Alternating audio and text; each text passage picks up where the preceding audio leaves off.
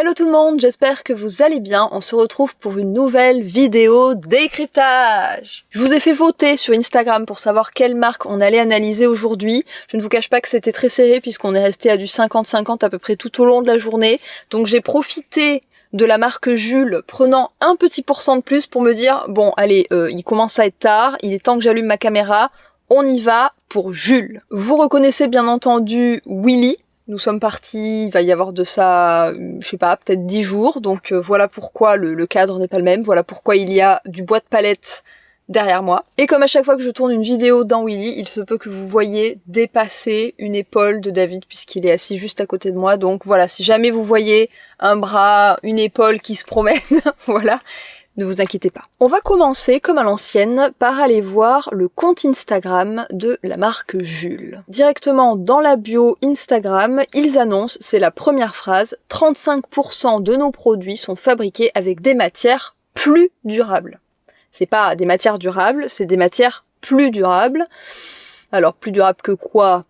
On ne sait pas, mais bon. Le premier jean made in Nord, alors le premier jean pas de l'histoire certainement, le premier jean de chez Jules. Ce jean on le retrouvera sur le site, je suppose. Et sur leur feed Instagram, là je vois qu'ils ont fait une campagne pour le Black Friday, qu'ils ont appelé le Back Friday. Un vieux vêtement Jules ramené égale une réduction offerte pour le remplacer. Qu'est-ce que c'est cette campagne, si ce n'est une campagne qui est là pour entretenir un cercle de consommation et un petit peu de tout jetable, puisque ramener un vêtement Jules pour en racheter un neuf derrière, enfin vous voyez, ça entretient un petit peu cette tendance à la consommation. C'est évidemment une bonne chose qu'ils récupèrent les vieux vêtements Jules, certainement pour les recycler, pour en faire autre chose, ça ils l'expliquent peut-être sur leur site ce qu'ils en font, mais pourquoi en fait récompenser cette action par un bon de réduction pour acheter un vêtement neuf, parce que on se doute bien que quelque part ça va inciter les gens à ramener les vêtements qu'ils ont déjà, pas forcément parce qu'ils sont usés ou abîmés, et juste pour avoir quelque chose de neuf. Et d'ailleurs là dans la campagne Black Friday, ils disent « Sortez vos anciens vêtements Jules du placard, ramenez-les en magasin et obtenez des réductions pour vos futurs achats ». Ils expliquent pas « Ramenez-nous les vêtements Jules que vous ne portez plus parce qu'ils sont troués ou abîmés ou que sais-je ». Non, c'est vraiment « Sortez les anciens » et ramenez-les au magasin et vous repartez avec des nouveaux vêtements. Et le credo de cette campagne, la phrase qui accompagne ça, c'est « recycler plutôt que surconsommer ». Donc là, voilà, je trouve que c'est un petit peu se moquer du monde parce que je trouve que c'est une campagne qui incite à surconsommer, donc à acheter des choses dont on n'a pas besoin justement parce qu'on va récupérer un bon de réduction pour acheter des vêtements neufs. Allons voir sur le site. Bon alors les pauvres Jules, je vais quand même essayer d'être sympa avec eux puisque y a un petit mot, les pauvres, sur la page d'accueil qui explique qu'ils ont eu un problème informatique et que depuis, plus personne ne peut commander sur le site.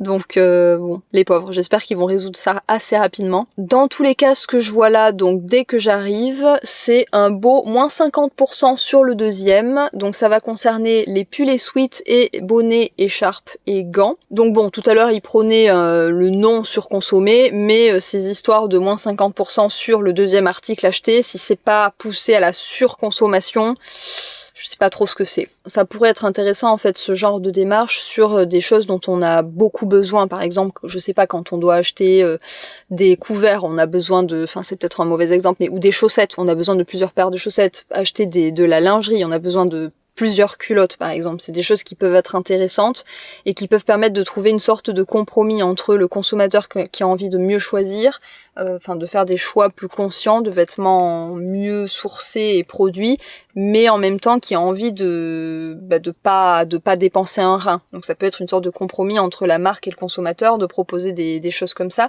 des prix dégressifs en fait en fonction des quantités achetées, mais quand c'est sur des pulls, des bonnets, des écharpes, je veux dire à un moment donné, on n'a pas forcément besoin quand on va dans le magasin d'acheter 2 pulls. Mais attends, mais c'était il y a 2 mois. C'était il y a 2 mois, David.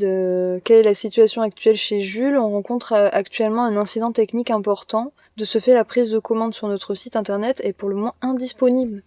Attends, mais ça va les tuer cette histoire. C'est la période de Noël. Attends, c'est pas possible, ça peut pas durer 2 mois. Ça fait 2 mois que ça dure? Non. Mais c'était il y a 2 mois. Ce message, il a été laissé sur le site de Jules il y a 2 mois. Cet article vous a-t-il plu? Oui, non. Utilisateurs qui ont trouvé cela utile, 2 sur 3. Alors, il me semble que In Progress, c'est comme ça qu'ils appellent leurs efforts, en fait. Leurs efforts vers une mode un petit peu plus éthique et engagée. On clique.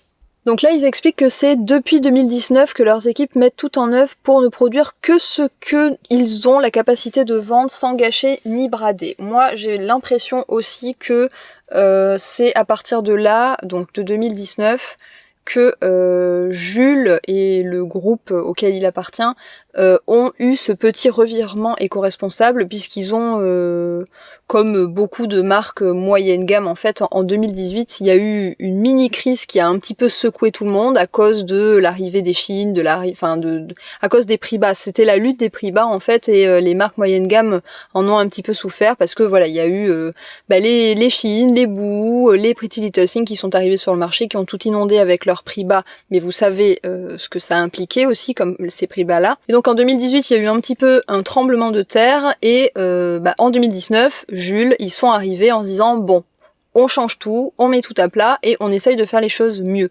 Donc on va voir du coup ce que eux appellent faire les choses mieux et puis surtout si concrètement il y a des choses qui se passent. Donc ils traduisent ça directement par le fait que en 2021 c'est déjà plus de 1,8 million de pièces qui ont été économisées. Il y a moins de gâchis quoi et ça se voit dans les chiffres puisque ils produisent moins de manière évidente. Alors 2021, la grande avancée là dont il parle, c'est que les sacs, vous savez à l'intérieur, les sacs en plastique à l'intérieur desquels on va trouver les vêtements, leur grande victoire de 2021, c'est que c'est du plastique 100% recyclé. Ça, c'est vrai que c'est un sujet dont on parle assez peu, mais pourtant, même les marques de mode éthique engagées vraiment jusqu'à la moelle, c'est un sujet qu'elles rencontrent parfois, pas toujours, ça dépend en fait des fournisseurs avec lesquels elles travaillent, mais il y a certains ateliers de confection qui vraiment dans leur protocole, de la façon dont vraiment ils travaillent, c'est que une fois que le vêtement est fabriqué, il va terminer dans un sac en plastique parce que c'est comme ça qu'ils vont ensuite le stocker.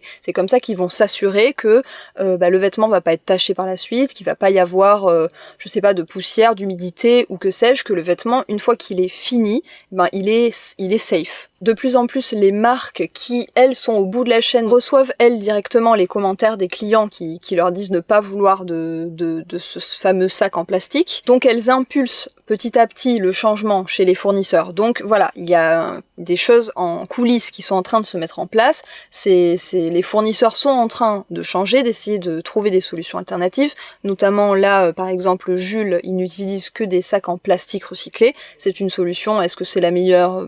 Pas forcément, mais c'est une solution. Ensuite, les victoires de 2022, 100% de leurs stylistes et modélistes sont formés à l'éco-conception. Ça, c'est vraiment chouette et il faudrait d'ailleurs que les écoles de mode incluent toutes des cursus, plutôt du tronc commun avec des bases sur l'éco-conception. Pour avoir discuté avec la directrice d'une école de mode il y a quelques mois, il se trouve que c'est extrêmement rare en fait ce genre de cursus. Et pourtant c'est vraiment essentiel puisque les élèves, une fois qu'ils sortent de leurs écoles de mode, parfois ils ne savent pas reconnaître une matière éco-responsable d'une matière qui est produite souvent dans des mauvaises conditions. Ils n'ont pas forcément d'ailleurs cette image globale de comment fonctionne concrètement la chaîne de production aujourd'hui, c'est-à-dire quelles sont les dérives sociales, environnementales qu'on peut trouver, qu'ils aient en fait une vision sur tous les enjeux qui vont être liés aux vêtements qu'ils créeront plus tard en fait. C'est vraiment essentiel et c'est chouette de la part de Jules, donc je ne sais pas si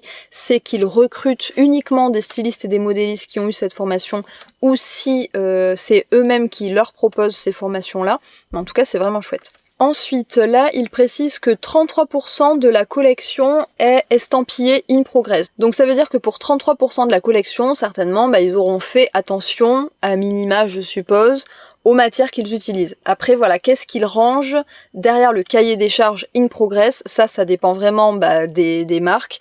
Donc on va voir ça. 33%, ça paraît pas beaucoup, mais en même temps, c'est peut-être aussi tout à fait honnête. C'est-à-dire que c'est peut-être réellement 33% de la collection qui sont vraiment fabriqués avec de chouettes process, avec de chouettes matières.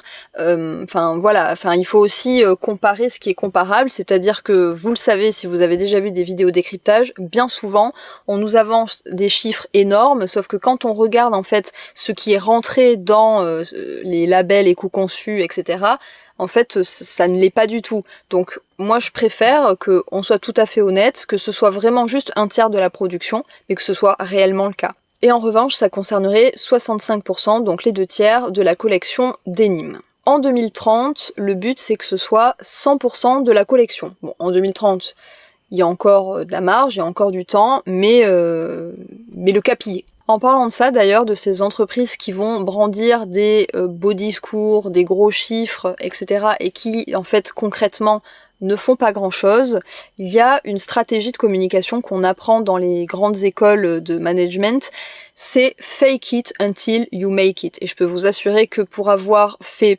pas mal de vidéos décryptage aujourd'hui, je m'aperçois qu'il y a des marques qui appliquent à la lettre cet adage, c'est-à-dire qu'en fait elles vont le dire, c'est-à-dire on le fait aujourd'hui, regardez nos chiffres, regardez comment on fait tout bien. En fait, quand on regarde concrètement ce qu'elles font, c'est pas terrible. Et en fait, au fur et à mesure des années, elles vont vite se dépêcher de rattraper leur discours. Donc fake it until you make it. Et en fait, tout le temps qu'elles auront faké, donc elles auront quelque part un peu menti, c'est ce qu'on appelle le greenwashing, les consommateurs qui n'ont pas forcément le temps de tout analyser, de tout regarder, etc., ils vont les suivre, ils vont les croire. Tout ça pour rappeler que dans les écoles de commerce, et croyez-moi, j'en ai fait une avec des cours intitulés Comportement du consommateur, il y a aussi donc des cours de manipulation, des cours de comment faire en sorte, enfin de manipulation entre guillemets évidemment, mais c'est comment faire en sorte finalement que le consommateur achète notre produit. Donc voilà pourquoi les vidéos de décryptage sont là aussi, c'est pour qu'on n'oublie jamais de garder notre libre arbitre par rapport au discours des marques, parce qu'en fait il est biaisé. Le discours des marques, c'est il faut que le consommateur achète nos produits. Ce qui est intéressant quand ils expliquent leur démarche derrière In Progress, c'est qu'ils ne s'arrêtent pas qu'au choix de la matière, ils vont plus loin. Et ça c'est vrai que c'est pas ce qu'on voit partout. Ils expliquent, mais bon, on verra si ça se traduit vraiment dans les faits, mais en tout cas c'est leur discours, qu'ils conçoivent leurs produits en essayant de minimiser leur impact sur l'ensemble de la chaîne de production, mais aussi de leur cycle de vie. Donc c'est-à-dire qu'ils prennent également en compte la fin de vie du vêtement. Là, ils résument un petit peu ce que c'est un vêtement éco-conçu pour eux. Donc en gros, je suppose, quel est, grosso modo, leur cahier des charges pour qu'un vêtement soit classé dans la collection In Progress. Donc premièrement, il faut que sa matière soit moins impactante pour l'environnement, et ils citent 3 matières, le coton issu de l'agriculture biologique, le polyester recyclé et le coton recyclé. Il faut aussi que les conditions de confection soient exemplaires en termes de performance sociale. Donc là c'est intéressant parce qu'ils rajoutent un volet social aux vêtements qui vont pouvoir rentrer dans la collection In Progress, ce qu'on voit finalement assez rarement. En général les marques s'attachent davantage à montrer ce qui est facilement montrable, c'est-à-dire quelle est la matière qu'on a utilisée. Là du coup ils s'engagent en tout cas dans le discours, encore une fois, sur le volet social. En revanche, ce qu'il faut noter, c'est qu'on parle là des conditions de confection. La confection, vous le savez, c'est la dernière étape avant que le consommateur puisse acheter la pièce. Vous partez avec par exemple une braguette, des boutons, du tissu, et pendant la dernière étape de confection, vous vous retrouvez, pof, avec un jean. Donc voilà, là il parle uniquement des conditions sociales de la confection, mais il faut pas oublier que des personnes qui travaillent sur la chaîne de production en amont de la confection, il y en a plein aussi. Mais c'est vrai que souvent, on s'arrête là. On s'arrête à qui a fabriqué le vêtement à la dernière étape. Ils expliquent que cette démarche In Progress, ça prend aussi en compte le conseil aux consommateurs pour garder le vêtement le plus longtemps possible. Ils expliquent aussi qu'ils ont 500 points de collecte de vêtements un peu partout en France dans leurs magasins, donc pour qu'on ramène ces vêtements pour qu'ils puissent être recyclés, et que dans 14 magasins, il y a moyen de faire réparer ces vêtements. Ça, c'est vraiment chouette. Je sais pas s'ils en parleront un petit peu après, mais ça, moi, pour moi, c'est la vraie solution. Il faudrait que les marques s'engagent davantage sur le fait de réparer les pièces qu'elles produisent pour allonger leur durée de vie. Ils font un petit laïus aussi sur leur impact carbone. C'est intéressant, c'est une responsabilité évidemment qui incombe à chaque individu de réfléchir sur son impact carbone et encore plus évidemment aux grandes entreprises, donc c'est vraiment top qu'ils essayent de calculer. Donc ils montrent un petit peu comment se répartit leur impact carbone en fonction de leurs différentes activités. Et c'est intéressant de regarder un petit peu les chiffres, on va s'y attarder un petit peu parce que c'est à peu près les mêmes chiffres chez tout le monde. Hein.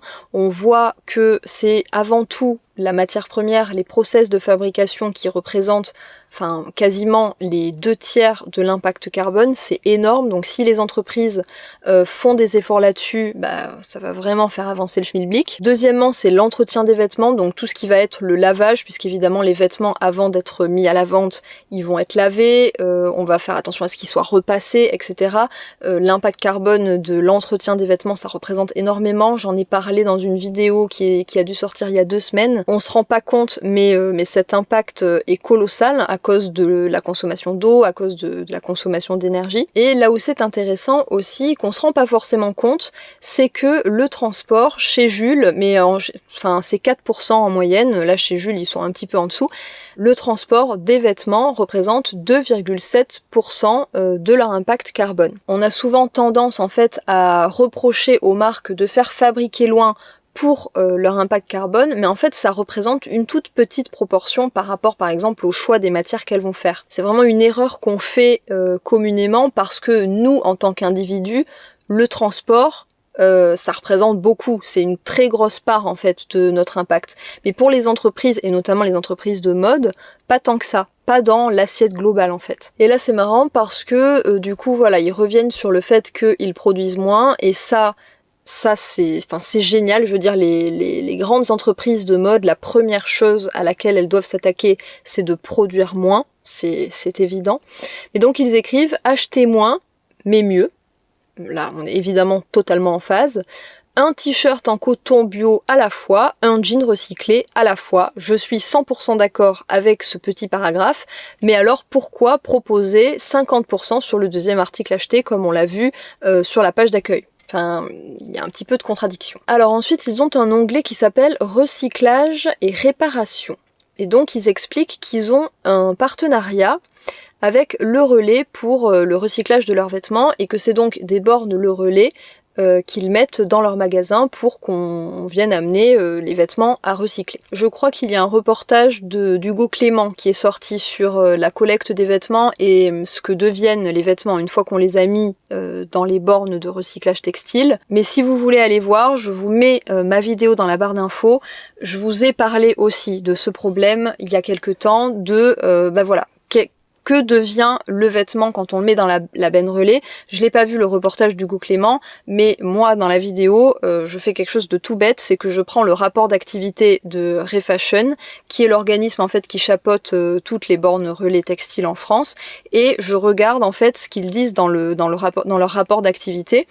Ils expliquent en fait où vont les vêtements. Et on voit clairement ce que ça devient, et notamment qu'une grosse partie des vêtements qu'on laisse dans les bornes textiles est envoyé à l'étranger. Mais je vous explique tout ça dans la vidéo, donc vraiment, je vous la mets dans la barre d'infos. Je pense que c'est une vidéo qui est assez intéressante parce qu'elle est complète, tout en reprenant un petit peu tous les enjeux et en restant évidemment factuel et objectif. Donc bon, expliquer qu'on assure la fin de vie des vêtements que l'on produit en s'associant à Le Relais, c'est peut-être pas aller assez loin. C'est peut-être qu'il faudrait...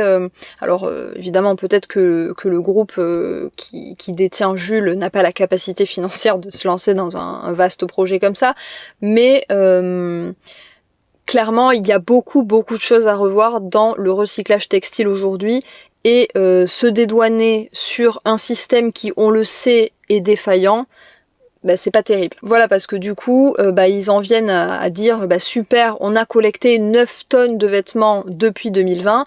Oui, mais voilà, quand on connaît le revers de l'image, donc ce qui se passe en vrai, on sait que parmi ces 9 tonnes, il y en a plusieurs qui vont terminer dans des décharges à ciel ouvert. Donc voilà, l'idée est bonne, mais encore une fois, quand on creuse, quand on est au courant des enjeux qu'il y a derrière tout ça, on s'aperçoit qu'en fait, c'est une fausse bonne idée. En revanche, ce qu'ils expliquent après, ça me plaît beaucoup, c'est donc leur système de réparation, et ils expliquent que leur système de réparation, il fonctionne pour des vêtements Jules, mais aussi pour n'importe quelle marque. Ça, c'est vraiment chouette. En sachant évidemment que vous pouvez toujours faire la démarche vous-même, d'aller chez des couturiers, des couturières indépendants qui habitent peut-être pas très loin de chez vous. C'est un réflexe qu'on a perdu, nous, notre génération, parce que on est habitué un petit peu à cette mode jetable, c'est-à-dire le truc c'est déchiré, je vais le changer parce que ça coûte pas cher. On a été élevé un petit peu dans ce modèle-là, donc c'est comme ça qu'on raisonne. Mais la génération juste avant, nos parents, ils allaient chez le cordonnier faire réparer leurs chaussures, ils allaient chez la couturière pour faire reprendre une couture. C'est des choses qu'il faudrait reprendre un petit peu. Et le fait, que Jules, dans 14 magasins, donc 14 magasins sur, je sais pas combien ils en ont, mais au moins 500, je pense, ça représente pas beaucoup, mais c'est déjà ça. Disons que ils mettent un système de réparation dans un endroit du coup où les gens vont d'habitude pour acheter du neuf. Donc ça fait sens quelque part. Un onglet sur la transparence, voilà qui est intéressant. Qu'est-ce qu'ils ont à nous dire? Nous pensons que rendre plus visibles nos activités et la façon dont on produit nos vêtements, c'est rendre plus durable notre entreprise et la relation qui nous lie avec nos clients. Tout à fait Thierry, on est tout à fait d'accord, c'est ce qu'on réclame souvent dans les vidéos décryptage. Je sais pas pourquoi je l'appelle Thierry alors qu'il s'appelle Jules, mais bon.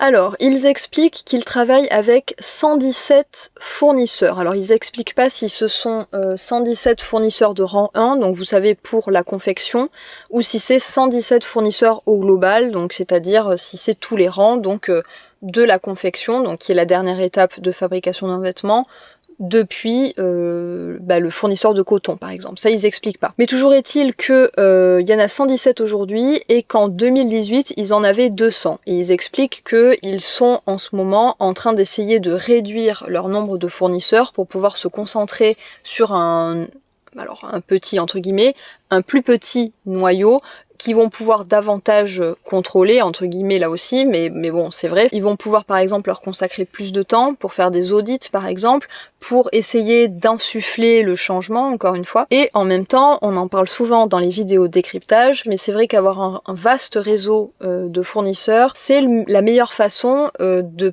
perdre le contrôle sur sa chaîne de production.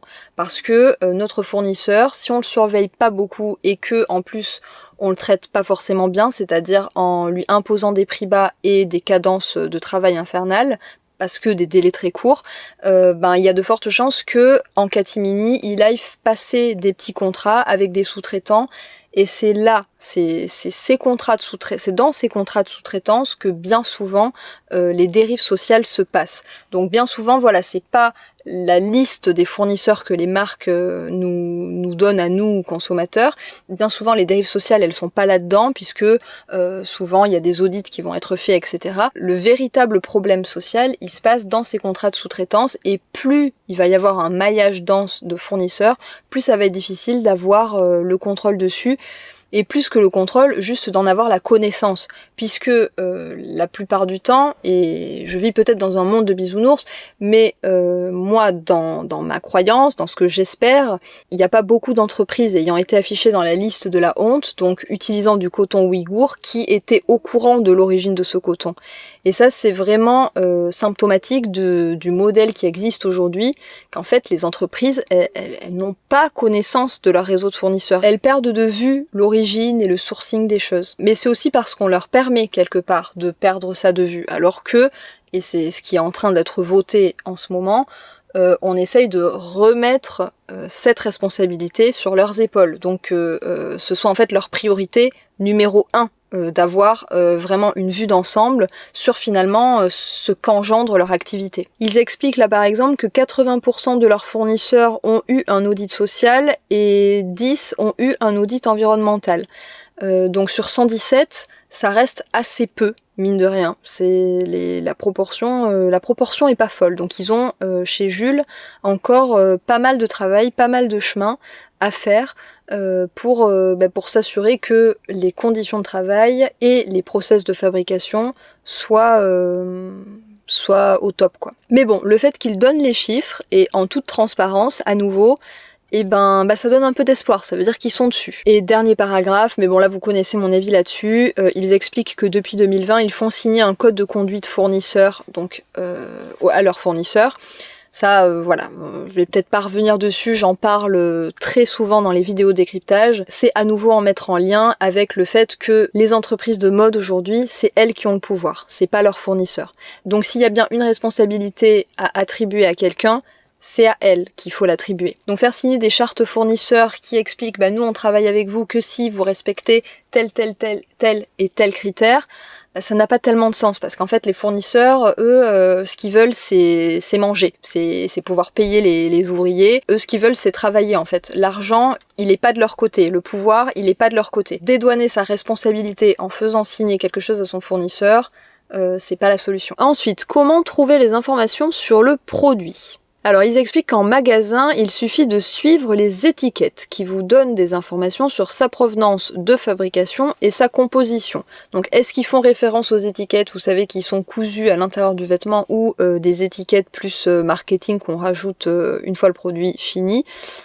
Ça ils précisent pas. Toujours est-il que sur une étiquette, vous avez obligatoirement la composition du vêtement que vous achetez, ça c'est une obligation. En revanche, il n'y a pas d'obligation pour inscrire le pays de fabrication. Et encore une fois, j'y reviens, quand je parle de pays de fabrication, je parle du coup du pays où a eu lieu la confection, donc la dernière étape. Ça ce n'est pas obligatoire, mais c'est quand même souvent le cas, surtout quand les vêtements sont fabriqués loin et en grosse quantité par des grosses entreprises. Tout ça, ça va être un petit peu des questions douanières de passage à la douane, etc. Ça dépend dans quel pays ça a été fabriqué, etc.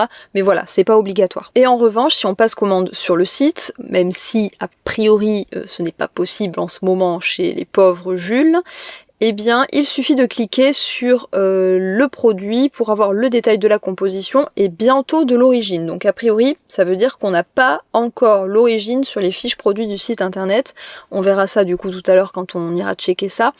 Mais bon, ce serait dommage parce que ça fait quand même, je trouve, partie des informations importantes à préciser. Cependant, nous sommes conscients que ce n'est pas suffisant. Nous travaillons activement pour le deuxième semestre 2021 à rendre plus précises ces informations. Ah bon, mais c'est juste qu'ils sont pas à jour alors, parce que le deuxième semestre 2021, il y a de l'eau qui a coulé sous les ponts depuis. Donc on verra où ils en sont. Il y a ensuite une question qui est: où fabriquez-vous vos vêtements? Donc ils expliquent que comme tout le monde, ils fabriquent historiquement en Asie. Je trouve que c'est drôle de directement dire c'est comme tout le monde, hein. Nous, bref, il faut assumer. Ils fabriquent du coup en ce qu'on appelle le grand import, donc c'est-à-dire loin. Les fournisseurs sont loin. Donc majoritairement en Asie, et ils expliquent qu'ils ont volonté de rapatrier un petit peu la production et que leur objectif en 2021 c'était d'augmenter leur approvisionnement en prochain port de 15 à 20%. Donc voilà, de rapprocher un petit peu tout ça. Ça m'inquiète un petit peu qu'il n'ait pas mis à jour tout ça, puisqu'encore une fois là c'est les objectifs pour 2021, or nous sommes fin 2022, toute fin 2022. J'espère quand même que c'est un sujet sur lequel ils continuent de travailler. Mais bon voilà, en tout cas c'est leur objectif de rapprocher un petit peu plus la production. Pour tout un tas de raisons. Évidemment, la communication, c'est toujours plus facile d'expliquer aux gens qu'on fabrique à côté, plutôt que on fabrique à l'autre bout du monde, certes, mais avec des fournisseurs qui travaillent dans de bonnes conditions, etc.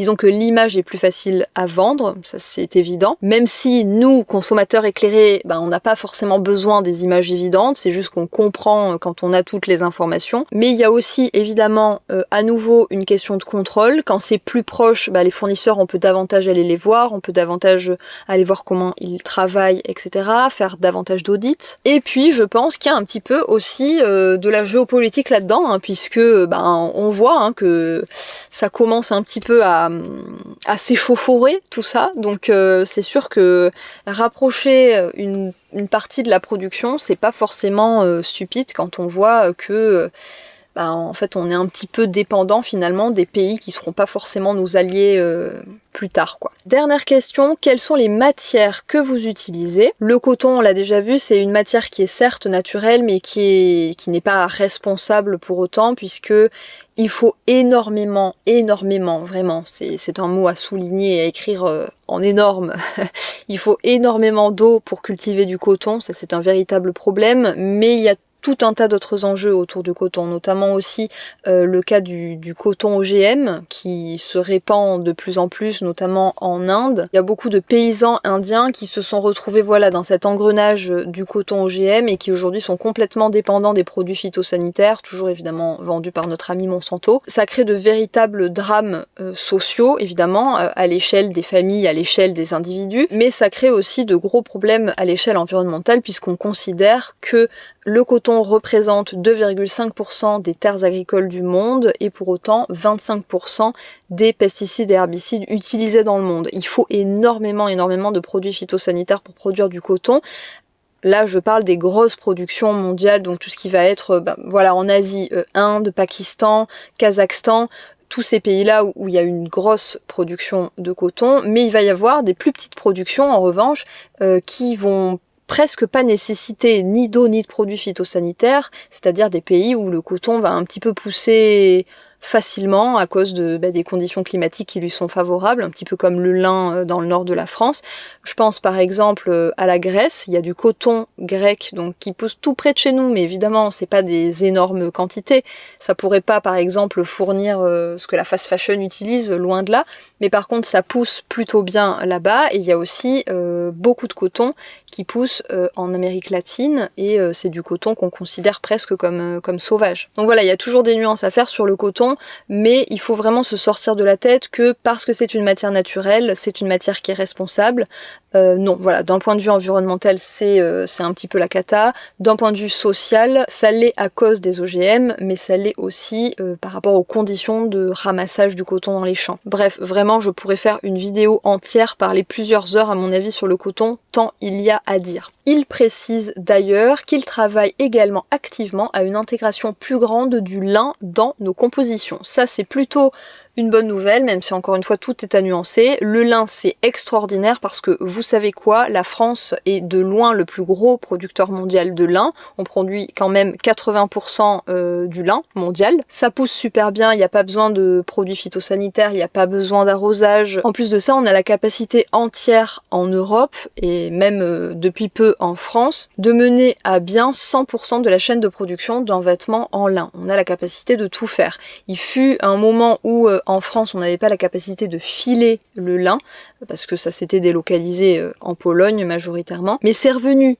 il n'y a pas longtemps, il y a 1 ou 2 ans. On a la capacité aujourd'hui de tout faire, donc c'est une matière qui est super propre, on a la capacité en local de la travailler, c'est notre matière en fait, c'est la matière de la France, c'est la matière de l'Europe occidentale. Mais voilà, tout se nuance, et je vois qu'ils en parlent, et ça c'est intéressant. Ils expliquent que aujourd'hui en France, même si le lin est produit en France, 90% des fibres de lin sont envoyées en Chine et en Inde pour être filées, puis tissées, puis confectionnées. Ça c'est le vrai problème, c'est quand vous retrouvez en fait du lin dans de la fast fashion, c'est forcément du lin qui, il y a de fortes chances qu'il est poussé chez vous, mais par contre, tout a été fabriqué à l'autre bout du monde, et c'est fort dommage parce que je vous l'ai dit, on a tout en local pour faire. Donc Jules, ils expliquent qu'ils font partie d'un groupe de travail pour développer de nouveau des filatures de lin sur le territoire régional. Donc je vous l'ai dit, il y a depuis 1 ou 2 ans, des filatures qui se sont réinstallées en France, et bien apparemment Jules à travailler sur le sujet avec un groupe de travail. Bon, je crois qu'on a fait un petit peu le tour sur tout ce qui va être discours sur les engagements de Jules. Maintenant, on va voir comment ça se traduit de manière concrète en allant voir les fiches produits. Donc on va aller directement dans la collection In Progress, je vois pas pourquoi on attendrait, dans les t-shirts et polos. Donc le premier, t-shirt Friends. Je m'attends donc à voir du coton bio, du coton recyclé là-dessus. Matière de base 100% coton. Ce produit contient 20% de coton recyclé. Bon, déjà ça commence pas terrible, hein, puisque ce t-shirt, il est dans la collection In Progress parce qu'il contient 20% de coton recyclé. Bon, ça veut dire qu'il contient 80% de coton conventionnel. Je m'attendais à trouver du 100% coton recyclé quand même si il faut faire attention avec cette histoire de recycler, puisque quand on a une fibre textile qui est recyclée, il faut savoir qu'elle est toujours mélangée à une fibre neuve, puisque le procédé de fabrication de la fibre textile, il est mécanique et il fragilise les fibres. Donc pour avoir un fil qui va être suffisamment solide et donc au final que le vêtement tienne dans le temps, c'est quand même la base en théorie, il faut mélanger les fibres qui sont recyclées, donc issues, qui ont eu une précédente vie, avec des nouvelles fibres de coton. Donc quand on dit c'est du coton ou du polyester 100% recyclé, en fait c'est le tissu qui est du polyester ou du coton recyclé, mais ça veut pas dire que 100% des fibres sont recyclées. Vous me suivez ? En revanche, il existe le label GRS qui vient s'assurer que au moins 50% des fibres du tissu sont recyclés. Là, vous voyez, avec ce t-shirt de chez Jules, on est simplement à 20%. Pour moi, c'est pas suffisant pour entrer dans une collection éco-responsable. Cela dit, je constate que d'un point de vue détail, mais bon, ça, les grandes marques de mode y arrivent bien mieux que les marques de mode éthique et les marques engagées de manière générale. Au niveau des tailles, ça va du double XS au triple XL. Donc il y a quand même une large gamme de tailles, et ça, évidemment, c'est appréciable. Bon, continuons. Le polo col officier. Il contient minimum 15% de coton recyclé. Et c'est 97% coton, 3% élastane. Bon, franchement, c'est pas terrible. Et je constate en effet que ça n'a pas changé depuis ce fameux premier semestre 2021. Il n'y a toujours pas les pays de fabrication sur les fiches produits. Alors que là, on est quand même au cœur de la collection In Progress, hein, c'est-à-dire c'est le mieux qu'ils fassent. Alors, allons voir les manteaux et vestes. La parka 3 en 1 déperlante. Alors, si elle est déperlante, il doit y avoir du synthétique, mais bon, encore une fois, parfois il y a besoin que le tissu soit technique, notamment là, imaginez un marin, s'il n'a pas une parka déperlante, il finit tout mouillé à la fin de la journée. Donc là, le vêtement est classé dans In Progress parce que le rembourrage est en polyester recyclé. En sachant que la matière principale, donc c'est du polyester qui n'est pas recyclé, et du polyamide qui n'est pas recyclé. Bon. Continuons du coup avec le manteau col tailleur. Ce produit contient 15% de polyester recyclé. Sinon, donc c'est 60% de laine, 39% de polyester, 1% polyamide. Non mais encore une fois, ce produit il est rangé dans éco-responsable, mais en fait c'est dès qu'il contient, 15% à minima de matière recyclée, c'est dans In Progress, mais c'est pas terrible. Et là en plus donc on parle de laine, c'est vrai que dans les engagements il n'y a rien eu de mentionné sur les conditions de traitement des moutons, et on peut parler notamment du label RWS qui est là pour certifier que non seulement les moutons ont eu une vie paisible, et aussi que d'un point de vue environnemental, tout a été fait selon les règles de l'art. C'est un chouette label si on veut s'assurer que sa laine a eu un impact positif, à la fois d'un point de vue éthique animal et environnemental. Mais là, il n'en est pas question du tout. Ah là là, non mais je sais pas, est-ce qu'on va trouver au moins un vêtement qui mériterait d'être là, ou... Le manteau unicol tailleur noir. Matière principale, 75% laine, 25% polyamide. Mais là, on sait même pas, il y a rien de recyclé. Non, franchement, là, encore une fois, je ne sais pas ce que ça fait là. Allons voir les jeans et pantalons du coup, puisqu'ils ont l'air d'être un petit peu meilleurs sur le denim, j'ai l'impression. Ah le voilà, tiens, le Made in Nord, le jean 5-9. Lui c'est un peu la star, j'ai l'impression. Ce jean donc, il est fabriqué à Neuville-en-Ferrain, dans le nord de la France. 100% matière recyclée, donc qu'est-ce que c'est ? C'est 81% coton, 17% polyester, 2% élastane. Ils n'auront pas réussi à se passer de polyester. Je comprends qu'on mette un petit peu d'élastane dans le jean parce que c'est ce qui le rend un petit peu plus confortable.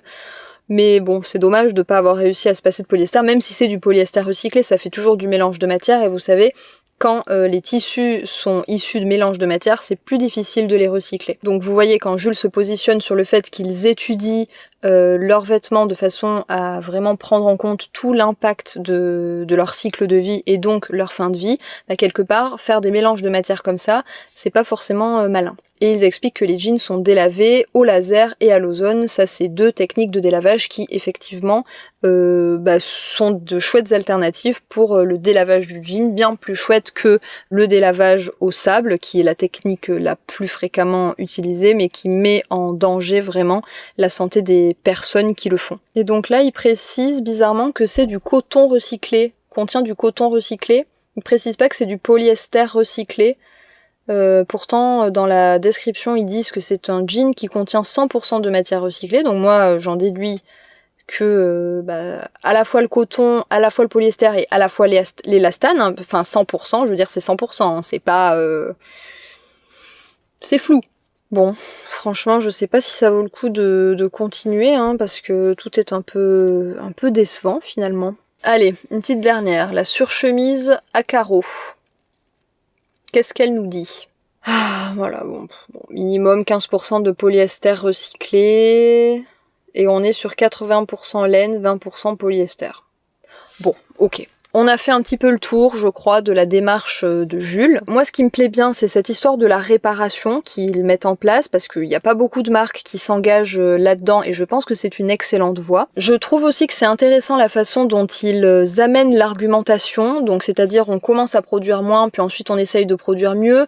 On a un discours qui est relativement honnête, donc on n'essaie pas de brandir des chiffres extraordinaires et ensuite d'essayer de broder par derrière pour rattraper. Mais en même temps, franchement, il y a encore du chemin. Il y a encore pas mal de choses à faire, notamment parce que finalement, même si les chiffres sont assez petits, c'est-à-dire aujourd'hui 33% de la collection est classée in progress, et les vêtements qui sont classés là-dedans, de mon point de vue, ils ne méritent pas d'y être, parce que il y a aucun vêtement de tout ce qu'on a ouvert qui a plus de 50% de matière recyclée. Alors bien sûr, c'est un long chemin et c'est déjà énorme de le mettre en route, de s'y atteler, mais c'est vrai que quelque part, même si le discours n'est pas extravagant de regarder comment on fait bien les choses, et d'ailleurs ça s'appelle in progress, c'est bien ce que ça veut dire, c'est-à-dire c'est en cours de, mais malgré ça, même si on n'est pas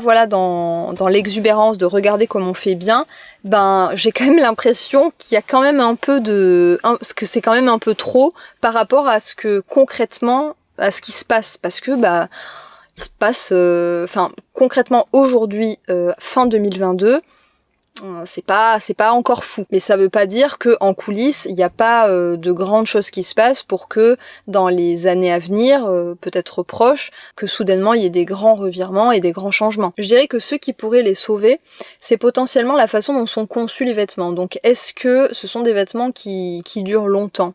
Et ça, comme d'hab, je vous attends dans les commentaires. Que pensez-vous de la durabilité des vêtements Jules ? Si vous en avez porté, si vous connaissez des personnes qui en portent, est-ce que c'est des vêtements qu'on peut garder des années, qui bougent pas, sur lesquels on peut vraiment avoir confiance ? Puisque on aura beau dire, on aura beau essayer de faire tous les efforts de relocalisation, de changer les matières, etc. Évidemment, c'est essentiel de faire tout ça, à commencer par faire respecter les droits humains les plus élémentaires sur ces chaînes de production. Mais si le vêtement ne dure pas dans le temps, ça ne rime à rien. Quelque part, j'ai l'impression que c'est dans leur discours, cette réflexion sur le cycle de vie du vêtement, sur comment le faire durer, avec tous ces conseils pour l'entretien, la réparation, etc.